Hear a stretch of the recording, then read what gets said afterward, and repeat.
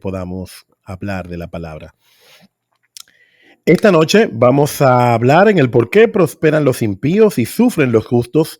Esto es una pregunta que muchas veces en algún momento de nuestras vidas nosotros podemos hacérnoslas, y así estamos hablando entonces de esto que pienso que es interesante, porque muchas veces los hijos de Dios decimos, bueno, pero mira, me he visto como tan afanado, tan atribulado, siempre estoy en prueba, siempre estoy en algo, bueno, pero nosotros vemos que los que no temen al Señor entonces tienen un tiempo muy diferente a lo de nosotros, pero todo esto tiene una razón bíblica que intentaremos en el nombre de Jesús aclarar, tal vez ver a la luz de la palabra, para que podamos entonces entender y responder esta pregunta entonces que tenemos esta noche.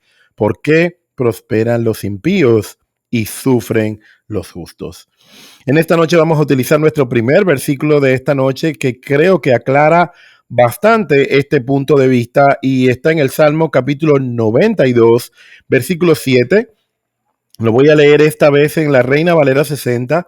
Voy a explicar en esta noche en la versión en la que la voy a leer para que estar entonces un poco más informados, porque hay algunas citas bíblicas que están en otro. Pero bueno, contestando a esta pregunta, dice así el Salmo 92, 7: cuando brotan los impíos como la hierba y florecen todos los que hacen iniquidad, es para ser destruidos eternamente. Aquí comenzamos la respuesta bíblica con esta pregunta. ¿Qué es un impío? Yo me estaba preguntando esta tarde, y bueno, yo encontré así que bueno, son los que pecan. No solamente son los que pecan, perdón, sino que los impíos son los que tienen falta de piedad.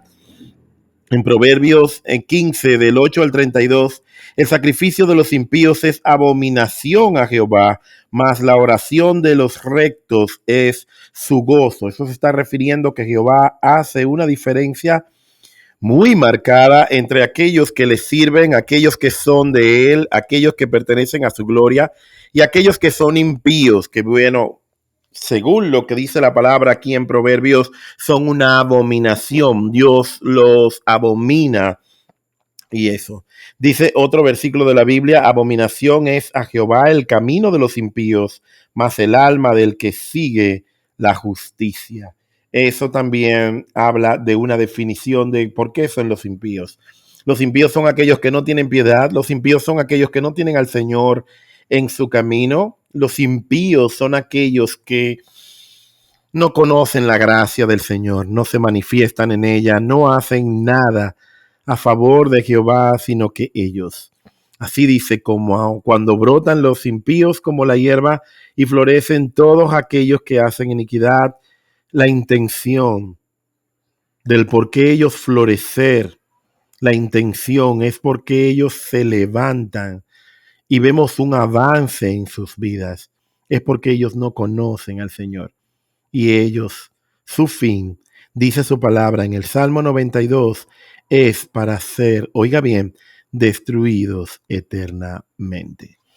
Hay otra porción de la palabra que quisiera compartir en esta noche, y está en Lucas capítulo 16, en el versículo 25. Habla de aquella parábola que tiene que ver con Lázaro y el mendigo. Es una de las parábolas famosas de Lucas, pero que nos encierra ahí un momento importante en el cual afirma este tema en el por qué sufren los justos y el por qué a los impíos le va mal. Aquí leemos en Lucas 16, 25, dice: pero Abraham dijo: hijo, acuérdate que recibiste tus bienes en tu vida. Le dice aquel al rico que está en el lugar de tormento.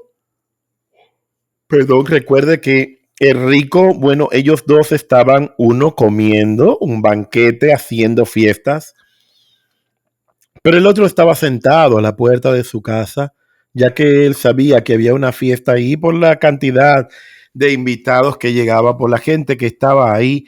Ahí entonces eso estaba. Había una fiesta y él estaba a la puerta siendo un mendigo. La palabra dice que en una versión viéndola desde el punto de vista mucho más avanzado y habla de que el Lázaro, que era el mendigo, estaba echado a la puerta.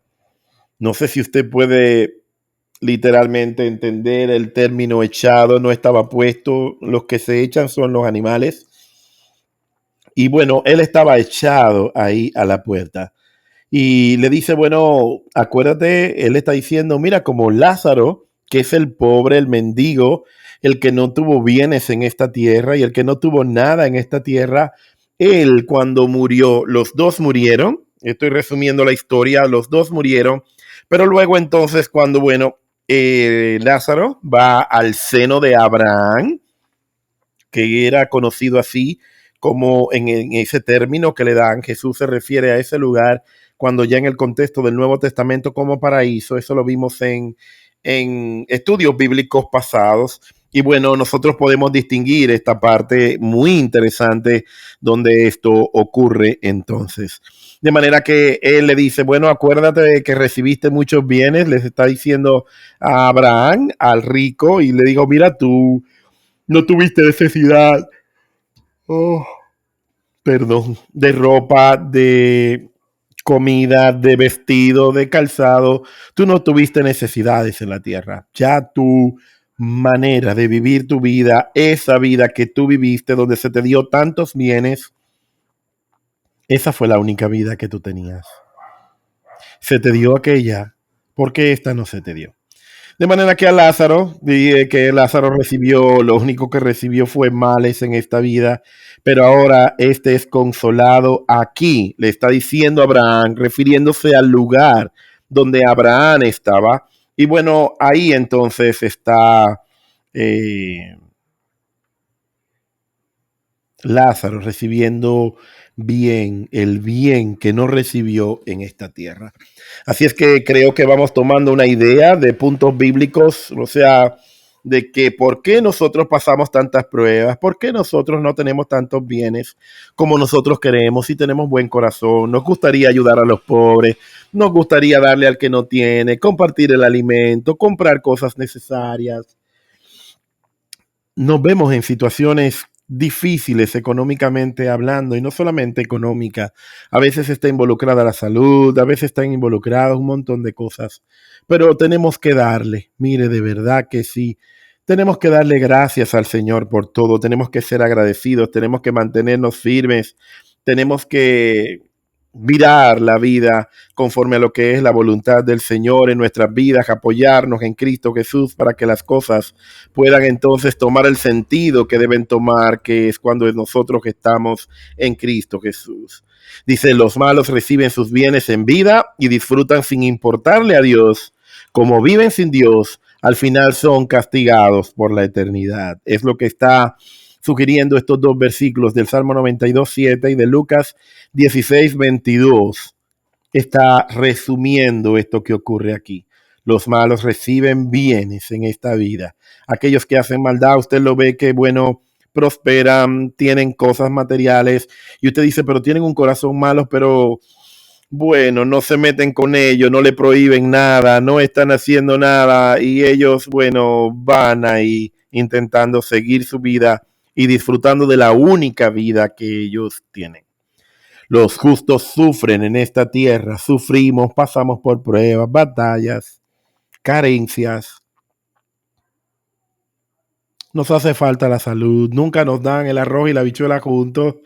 Si tenemos el arroz, a veces no está la habichuela, pero nada, en todo nosotros tenemos que estar agradecidos delante del Señor. Y alguien hoy estábamos hablando y compartíamos un poco la palabra y decían, mira, todos tenemos necesidades. Somos todos tenemos necesidades y todos tenemos batallas, todos, cuando tú piensas que a lo mejor el otro no tiene y que tú sí, cuando escuchamos al otro hablar, nos damos cuenta de que todos estamos sobreviviendo en esta vida e intentando que el Señor, ¿verdad?, nos dé fuerzas para seguir y esté con nosotros para eso. Los justos sufren en esta tierra y lo que los hace acercarse y depender de Dios. Cuando nosotros tenemos pruebas, vamos donde Dios. Cuando nosotros tenemos vivencias que no son tan buenas, nosotros nos acercamos al Señor. Dios usa las aflicciones para atraernos a Él y eso es verdad.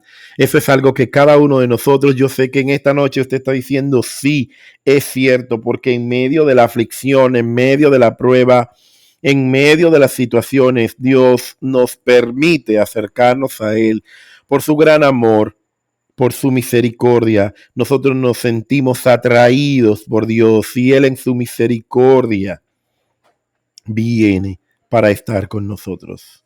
Como así para traernos, como estás en Él al morir, vas a su presencia por la eternidad. Un detalle que, oh, perdón, tengo un bostezar. Bueno, el malo lo tiene todo aquí, pero no tiene nada en la vida eterna. El malo tal vez tiene riquezas, tiene casas, tiene autos, tiene maneras de cómo moverse e ir donde quiere. El justo tiene muy poco aquí. Por eso usted ve que usted no tiene riquezas y dice, pero yo no soy un pecador. ¿Por qué no me dan cosas que yo pido? ¿Por qué yo no tengo todo? ¿Por qué yo, si soy una buena persona, no tengo gente conmigo a mi lado? ¿Por qué? Y nos hacemos diferentes preguntas. Y bueno, aquí creo que hay respuestas. No solamente usted, yo también en algún momento de mi vida me he detenido para preguntarme por qué prosperan los impíos. Porque los justos somos más tímidos, pero el Señor está con nosotros.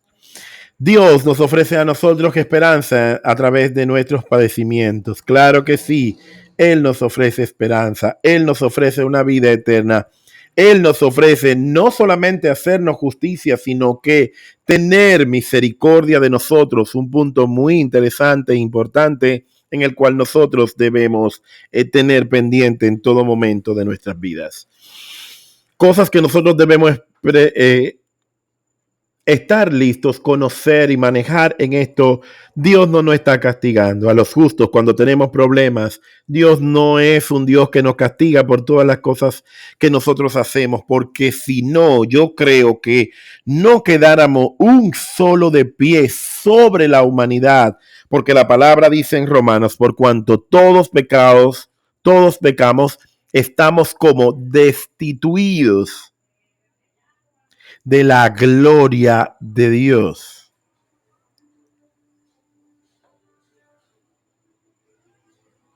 Estamos destituidos.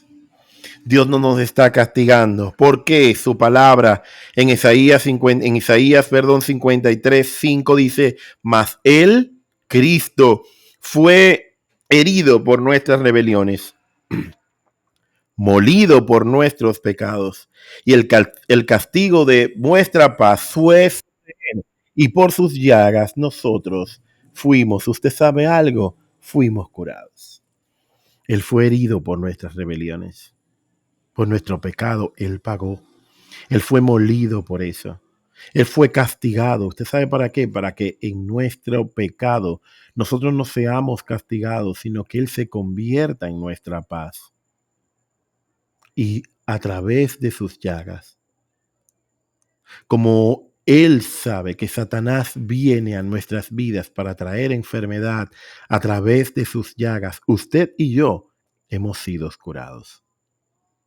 Hay una gran ventaja, ahí hay una gran noticia, ahí hay una gran misericordia del Señor para con nuestras vidas y nos permite a nosotros manejarnos conforme a su voluntad.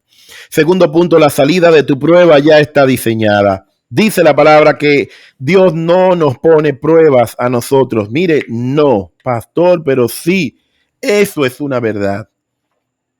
Unos minutos antes de empezar, yo estaba meditando por ver un sinnúmero de cosas que están alrededor de mí, que ocurren y bueno, no sé qué decir. Pero Dios no nos pone una prueba que no tenga una salida diseñada.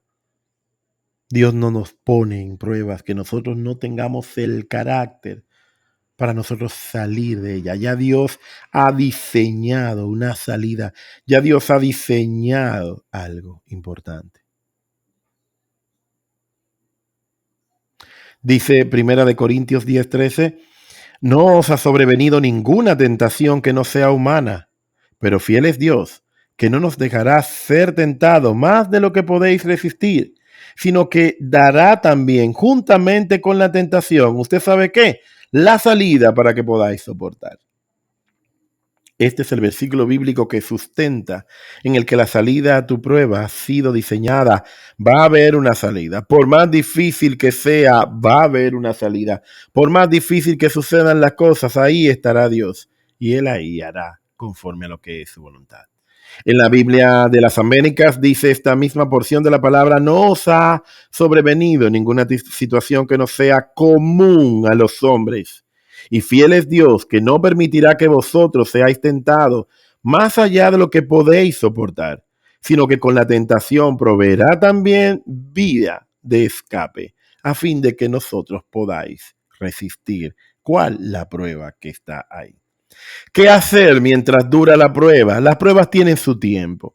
Muchas veces nosotros cuando estamos preocupados por las pruebas, nosotros entendemos en el que y queremos que las pruebas terminen, pero ciertamente las pruebas, a medida en el que nosotros vamos madurando en el Señor, las pruebas duran más tiempo.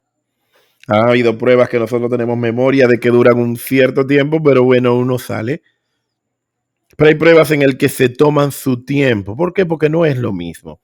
Humanamente hablando, cuando yo me caigo y me rompo un hueso y soy joven, eso dura 21 días en curarse. Nos ponen una venda, nos ponen un yeso, como nosotros decimos, o uno de esos aparatos, algo para que la parte que está rota del cuerpo permanezca inmóvil, pero eso se quita a los 21 días. Pero mientras más edad nosotros tenemos, el proceso de sanidad es mucho mayor. A veces así ocurre también en nuestras vidas. A veces tenemos una prueba que a veces no vemos la salida, no tenemos la forma, no vemos que Dios nos mira con misericordia, pero es precisamente ahí donde la gracia del Señor, a pesar de todo, Él tiene una salida diseñada que Él la ha prometido en nosotros y que Él la va a cumplir conforme a lo que es su voluntad en nuestras vidas. ¿Qué hacer mientras dura la prueba? Primero, no desperdiciemos la prueba. Las pruebas son para vivirlas. Las pruebas son para disfrutarlas. Pastor, ¿se disfruta una prueba? Claro, tú no, por más que tú hagas, y tú no puedes quitar ni ponerle a tu prueba. Nadie te puede ayudar, nadie te puede ayudar. La gente te llama ahora, te puede apoyar, pero ayudarte a aprender. Eso tiene que ocurrir en nuestras cabezas, eso tiene que ocurrir en nuestros corazones. Eso tiene que ocurrir a través de una meditación de la palabra para nosotros ver en qué posición nosotros estamos y cómo nosotros podemos entonces aprender a digerir la prueba, aprendiendo a vivir, diciéndole: Señor, mira, yo quiero vivir mi prueba de tal manera que todo lo que yo tenga que aprender tenga la capacidad de hacerlo. Sí, quiero que tú me des la capacidad de yo aprender, porque por algo estoy en esta prueba. Enséñame todo lo que tú tienes que enseñarme. Hazme vivir todo lo que yo tenga que vivir. Pero una vez yo aprenda y aprenda tu propósito y lo entienda, ya yo saldré de la prueba y vendrá ya otra que será diferente. No desperdicies la prueba. Hay 8 maneras de cómo los cristianos desperdiciamos las pruebas y eso se convierte en algo muy peligroso para nuestras vidas. Primero, de esos 8 puntos de que nosotros desperdiciamos las pruebas, desperdicia las pruebas y no crees que Dios tiene un plan por medio de ella. Ahí comienza nuestra manera de no entender cuál es el propósito. A veces nuestra incredulidad, a veces nuestras condiciones, a veces entender en el que estas pruebas, muchas veces nosotros los hijos de Dios, nos gusta mucho tener el sentimiento de culpa. Bueno, mira, nosotros que estamos tan acostumbrados, yo meditaba en esta mañana, nosotros que estamos tan acostumbrados a que desde pequeño a nosotros se nos enseña estímulo-respuesta en el sentido, bueno, si tú haces la tarea, yo te doy un premio, si tú te portas mal, tú eres castigado y crecemos con esta línea en nuestras vidas. Muchas veces nosotros entendemos es que, bueno, si estoy en prueba es porque me está yendo mal, es porque me estoy portando mal. No necesariamente. Job no le estaba yendo mal. Job no se había portado mal con el Señor. Y a Job le sobrevino una prueba, no solamente perder sus hijos, después toda su familia, no es solamente perder sus bienes, él lo perdió todo lo que él tenía. Y hasta su esposa, su compañera de vida, quien se entendía que debía comprender lo que estaba sucediendo, porque conocía entonces a Job, pero también conocía que que Job adoraba a Dios. Algo de Dios esta esposa de Job tenía que conocer. Y dice así una palabra que está en Job 2, capítulo 2, versículos 7 al 10, dice así: entonces salió Satanás en presencia de Jehová e hirió a Job con una sarna maligna desde la planta del pie hasta la coronilla de la cabeza, totalmente ahí. Entonces le dijo su mujer: ¿aún retienes en tu integridad? Maldice a Dios y muérete. Y él le dijo: ¿cómo suele hablar cualquiera de las mujeres fatuas? Así has hablado. ¿Qué? Recibiremos, dice Job, de Dios el bien y el mal no lo recibiremos. En todo esto no pecó Job con sus labios. En medio de la prueba, Job entendía que Dios tenía un propósito con él. ¿Que se nos hace difícil? Claro que sí.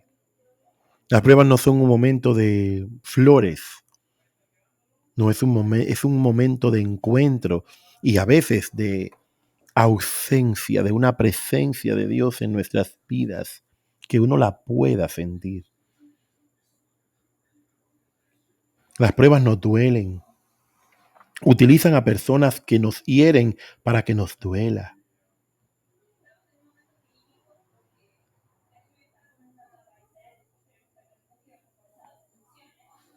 Utilizan personas que son cercanas para que lo que nos digan, lo que nos haga, nos duela. Pero las pruebas son para vivirlas. Y el primero de esto, desperdiciamos la prueba si no crees que Dios tiene un plan en medio de esta. Si tú no crees que Dios tiene un plan en medio de tu prueba, estás desperdiciando la prueba, pudiéramos repetirla si no entendemos el propósito. Segundo punto, desperdiciarías la prueba si crees que es maldición en lugar de un regalo que Dios nos está dando. Como expliqué en el primer punto, nosotros estamos tan acostumbrados a recibir premios cuando nos portamos bien, que entendemos que Dios también se maneja de la misma manera. En Gálatas 3:13 dice: Cristo nos redimió de la maldición de la ley. Esto es algo que nosotros debemos conocer. Cristo ya te redimió de la maldición de la ley. ¿Cuál es lo que te hace sentir en pecado? Es la ley. Y fue hecho maldición Cristo por causa de nosotros, porque escrito está: maldito todo el que es colgado en un madero. Él se hizo maldito, ya tú y yo no lo somos. Y eso es algo que la iglesia, perdón, tiene que entender. Ya no somos malditos por nuestros pecados, no hemos sido convertidos. En Dios no hay términos medios, hemos dicho en muchos momentos. Si nosotros no somos malditos, somos benditos por el Padre. Cristo nos redimió de la maldición de la ley. Por eso los hijos de Dios pecamos, pero no vivimos en pecado. ¿Por qué? Porque hay un arrepentimiento que viene de parte de Dios. A los que son suyos, a los que son llamados de su nombre, esto les dio, dice la palabra, potestad de ser llamados hijos de Dios. Porque sol y escudo es Jehová Dios. Gracia y gloria dará Jehová. No quitará el bien. Oiga bien, de los que andan en integridad. ¿Por qué nosotros dudamos? Hombre de poca fe, ¿por qué dudas? ¿Por qué dudamos? ¿Por qué nosotros entendemos que siempre las cosas son de esa forma? En el que nosotros tenemos que portarnos bien para que nos den regalos. Pero seguimos mirando todo el propósito del Señor para con nuestras vidas. Desperdiciarás la prueba si buscas soluciones humanas por encima de acudir a Dios. Tu solución está en Dios. Hermano, mire, hermana, ¿a usted le duele la cabeza? ¿Usted tiene algún sitio de situación de salud? Claro. ¿Es correcto ir al médico? Claro. Dios dio la ciencia y nos sana a través de la ciencia. Yo estoy de acuerdo con esto. Pero antes de usted consultar a un médico, usted tiene que consultar a Jehová para que le dé dirección. Usted tiene que consultar a Jehová para que Él le permita vivir y hacer y Él le dirija a dónde ir, qué decir, qué hacer, porque la solución primera y la primicia que Él es para con nosotros, es para que nosotros en todo nuestro dinero, nuestro tiempo, nuestras emociones, nuestra vida, nuestra alabanza, nuestro tiempo, todo sea una primicia delante del Señor, que Él es nuestro Dios. Segunda de Corintios capítulo 1, 8 y 9 dice, porque hermanos, no queremos que ignoréis acerca de nuestra tribulación que os sobrevino en Asia, está diciendo Pablo, pues fuimos abrumados sobremanera, más allá de nuestras fuerzas, de tal modo que aún perdimos la esperanza de conservar la vida. Pablo está hablando esto. Pero tuvimos en nosotros mismos, oiga bien, una sentencia de muerte para que no confiásemos, en nosotros mismos, sino en Dios, que resucita a los muertos. ¿Usted sabe cuál fue esta prueba que Pablo se está refiriendo aquí cuando naufragaron, que se perdieron, que se fueron y ellos entendieron ya de esta no sobrevivimos, pero Dios fue fiel? Y él dice, bueno, mira, perdimos la fuerza, estábamos abrumados y entendíamos que ya la esperanza de vida había acabado para nosotros, pero Dios nos da una salida, dice su palabra en medio de la prueba, para que no confiásemos en nosotros mismos. Ahí está la intención de la prueba, sino en el Dios que resucita a los muertos. El domingo que viene la palabra, el Señor me la dio ayer para hablar acerca de la resurrección de Lázaro.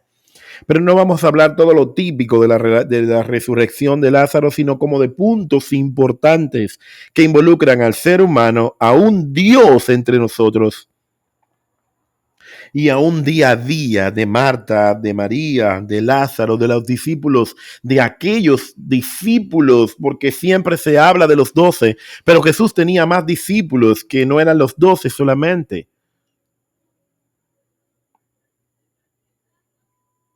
Dios tiene una salida para con nosotros, iglesia, para nuestra prueba. Son duras, claro que sí. Son para vivirlas, claro que sí. Nos traen al dolor, ansiedad, inquietud, claro que sí. Pero dice su palabra que Él no nos va a poner fuerza, no nos va a poner una prueba sin que nosotros encontremos la fuerza y la salida que está en el Señor.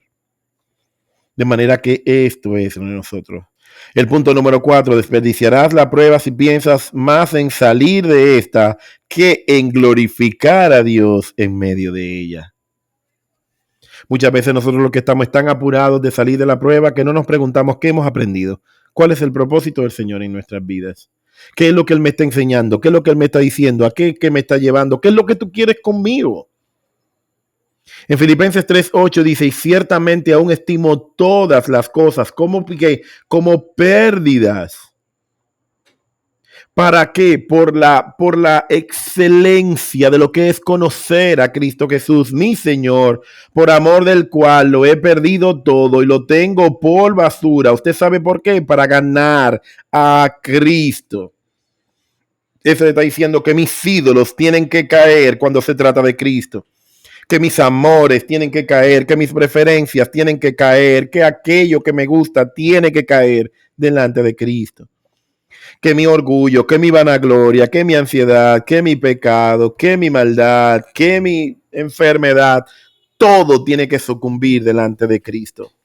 Porque esta prueba es para glorificar a Dios en medio de ella. No es para yo preguntarme cuándo es que voy a salir. No, porque ahí no estaré aprendiendo nada. ¿Cómo yo puedo glorificarte en este momento? ¿Cómo yo puedo darte gracias? Es difícil, yo lo sé, yo he sido probado, pero es posible. Es posible. Y en esos días que yo le he contado, usted ya creo que conoce de memoria mi historia, en el tiempo donde ya yo no tenía más fuerza, yo estaba pensando y rogando por una hora de sueño, el Señor me dijo, mira, alábame ahora. Y como le alabé. Y le dije, ahora te voy a alabar con todo mi corazón para que tú entiendas que tú eres mi Dios. Y hemos cantado últimamente, ¿por quién eres tú? Lo estoy utilizando en mis devocionales personales en la madrugada, cantándole, ¿por quién eres tú? Yo no tengo nada que ver con los demás, ¿por quién eres tú? Tú me has alabado, tú me has salvado, tú me has hecho, tú me has comprado, tú me has perdonado, tú me has redimido, tú me has hecho una nueva criatura, tú me das fuerza en medio de la prueba, tú me haces entender, aunque yo no quiera entender. Tú no haces tú no me permites hacer lo que yo quiera, tú me permites hacer lo que tú me has llamado a hacer. Por quien eres tú, yo te doy la gloria. Oyéndolo Jesús dijo, esta enfermedad no es para muerte, sino para la gloria de Dios, para que el Hijo de Dios sea glorificado por ella. Jesús le estaba diciendo a alguien que recién acababa de sanar en Juan 11:4. Siguiente punto, desperdiciarás la prueba si tratas como los que no tienen esperanza. No, nosotros tenemos una esperanza en Cristo Jesús. Somos renovados, somos perdonados. En medio de la prueba somos enseñados, somos instruidos. Dios nos bendice, Dios se empodera de nuestras vidas para guiarnos a toda verdad conforme a su propósito. Dice Primera de Tesalonicenses 4, 13 y 14, versículos 13 y 14. Tampoco queremos, hermanos, que ignoréis acerca de los que duermen, para que no os entristezcáis como los otros, oiga bien, que no tienen esperanza. Tú no puedes llorar aunque se muera alguien, tú no puedes llorar como quien no tiene esperanza. No, tú tienes esperanza. Tú tienes a Cristo. Cristo lo es todo. Y hasta que Él no sea el todo en nuestras vidas, las cosas van a suceder. Hasta que logremos entender que Cristo lo es todo. Porque si creemos que Jesús murió y resucitó, así también traerá Dios con Jesús a los que durmieron en Él. Punto número 6. Desperdiciarás la prueba si pierdes la oportunidad de ver lo eterno en contraste con lo temporal. Ver lo eterno. Ver lo eterno. Ver lo eterno. ¿Dónde está lo eterno en mi prueba? ¿Dónde está lo eterno? Aleluya, en mi enfermedad. ¿Dónde está lo eterno cuando estoy en pruebas? ¿Dónde está lo eterno cuando se levantan cosas? ¿Dónde está lo eterno cuando se levantan argumentos? ¿Dónde está lo eterno? ¿Dónde está lo eterno? ¿Dónde está lo eterno en lo que me está sucediendo? Mejor es ir a la casa del luto que a la casa del banquete, dice Eclesiastés 7, 2 y 3. Porque aquello es el fin de todos los hombres, y el que vive lo pondrá en su corazón. Mejor es el pesar de la risa, porque con la tristeza el rostro se enmendará el corazón. No desperdicies la prueba, entendiendo que la oportunidad de ver lo eterno es menor que lo que tú tienes ahora, que es temporal. Dice la palabra en Salmo 90, capítulo 12, enséñanos de tal modo a contar nuestros días que traigamos al corazón, usted sabe qué, sabiduría. Enséñanos de tal modo a contar nuestros días que traigamos al corazón sabiduría. Punto número 7. Desperdiciarás la prueba si no aprovechas la oportunidad para avanzar en santificación. Lidiar con pecados que molestan tu crecimiento. Tenemos que purificar nuestra fe. En Primera de Pedro, capítulo 1, versículos 6 y 7 dice, en lo cual vosotros os alegráis, aunque ahora por un poco de tiempo, si es necesario, tengáis que ser afligidos, oiga bien, en diversas pruebas, para que sometida a prueba, ¿qué es lo que ponen a prueba? Nuestra fe, que es mucho más preciosa que el oro, el cual aunque perecedero se prueba con fuego, sea hallada en alabanza, gloria y honra cuando sea manifestado ¿quién? Jesucristo, el autor y consumador de tu fe, el que te da esperanza, el que te perdona, el que te redime, el que te limpia con su sangre, el que no te juzga porque Él te perdona, te atrae hacia Él. Punto número 8, desperdiciarás la prueba si no aprovechas la oportunidad de hablarles a otros de Cristo. Las pruebas son para testificar, los procesos son para compartirlos. A veces usted cree, ay, pero tengo un proceso vergonzoso. No es vergonzoso. Vergonzoso no es hablar de Cristo. Vergonzoso no es decir que en medio de las circunstancias en las que Él te ha permitido levantarte, tú viste su gloria. Dice así un versículo de la palabra en Lucas capítulo 21, versículos 12 y 13. Pero antes de todas estas cosas os echarán manos y os perseguirán. Nos están diciendo de la persecución que vamos a tener los hijos de Dios. Persecución de cualquier modo, de cualquier vía, persecuciones. Pero antes de todas estas cosas que nos echarán manos. Estábamos antes viendo un video acerca de lo que ocurre de este ultimátum que ha dado el presidente. Es muy posible que si las cosas no se cumplen como este presidente ha dicho, haya un problema monumental sobre la tierra.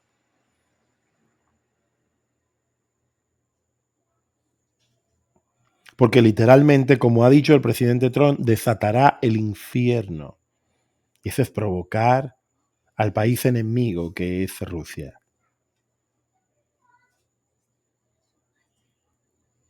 Dice, os perseguirán, os echarán en las sinagogas y a las cárceles y seréis llevados ante reyes y ante gobernadores, oiga bien, por causa de mi nombre. Y esto será ocasión para dar testimonio de cómo el Señor te va a abrir la boca, va a poner en tu boca lo que tú debes de hablar y ellos van a tener que ver su gloria. Cuando a Daniel le fue echado en el foso de los leones y en el horno de fuego, ¿qué usted cree que Dios hizo? Mostró su gloria. ¿Qué tú crees que Dios puede hacer contigo? Mostrar su gloria. Agradece a Dios por el privilegio de ser probado. Filipenses 3, 8 al 10. Filipenses capítulo 3 del 8 al 10. Todas estas citas yo se las voy a compartir seguido que terminemos. Ciertamente aún estimo todas las cosas como pérdida por la excelencia del conocimiento de Cristo Jesús, mi Señor, por el cual lo he perdido todo. Y lo tengo todo estimado como basura. ¿Para qué? Para ganar a Cristo, ser hallado en Él, no teniendo mi propia justicia, y que es por la ley, sino que es la de por la fe en Cristo, justicia que es de Dios por la fe. ¿Con qué fin? Al fin de conocerle, al fin de conocer el poder de su resurrección, al fin de participar de sus padecimientos, para que usted y yo entendamos lo que Cristo padeció por nosotros. Todavía nosotros no nos han crucificado, no nos han abofeteado, no nos han clavado en una cruz, no nos han puesto a cargar cruz pesada, no nos han castigado con 40 latigazos.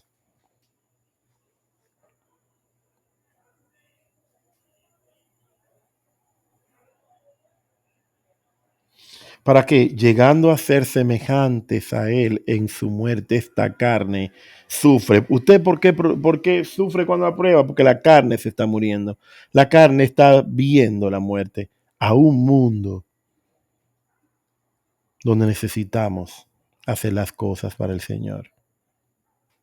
Dice también otra porción de la palabra en 1 de Pedro capítulo 4, versículos 12 y 13. Amados, no os sorprendáis del fuego de prueba que os ha sobrevenido, como si alguna cosa extraña le está aconteciendo a ustedes. No, ustedes saben que no.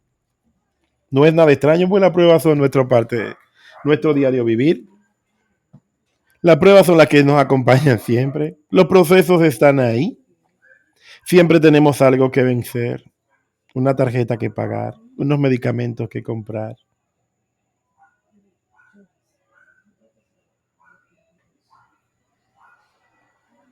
Siempre hay algo. Y uno ora y así, mire, nuestra fe se ve probada. Y tú dices, Señor, tú eres mi Dios. Y tú no me has dejado. Gracias a Dios que tú, yo estoy teniendo tanta prueba. Yo no tengo nada aquí, no tenemos nada. Yo sé, usted no tiene nada, ni yo tampoco, yo lo sé. Porque nosotros somos de Cristo y no nos han dado tantas cosas aquí para darnos una vida que es eterna, no esta que perece.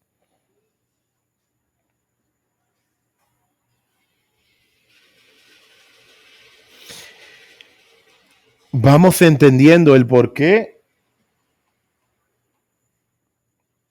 los impíos prosperan y los justos sufren. Los impíos no tienen una vida eterna con Cristo. Los impíos tienen una vida eterna lejos de Cristo.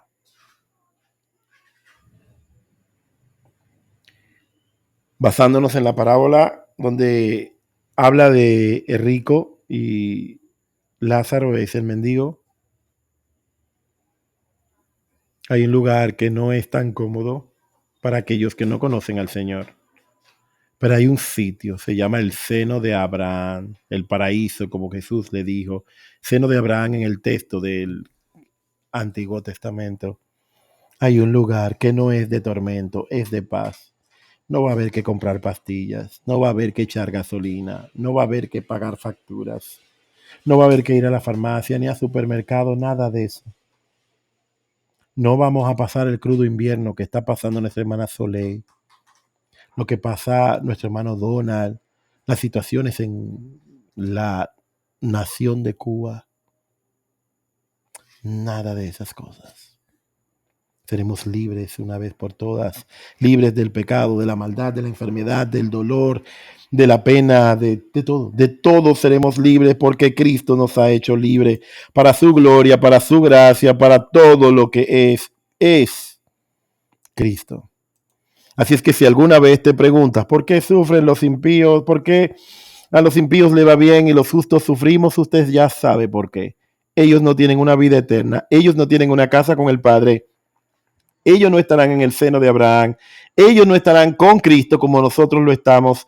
A ellos se le está dando aquí lo que se le va a dar, porque allá no hay una cabida ni hay una parte para aquellos que continúan permaneciendo impíos sin conocer a Dios, sin abrirle el corazón al Señor.